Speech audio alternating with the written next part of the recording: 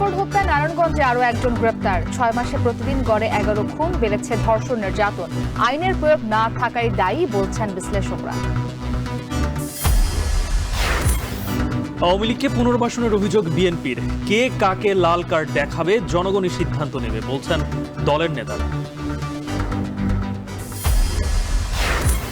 ঐক্যমত্য প্রতিষ্ঠায় প্রত্যাশা অনুযায়ী অগ্রগতি নেই, ব্যর্থ হলে দায় কমিশনের একার নয় বললেন আলী রিয়াজ।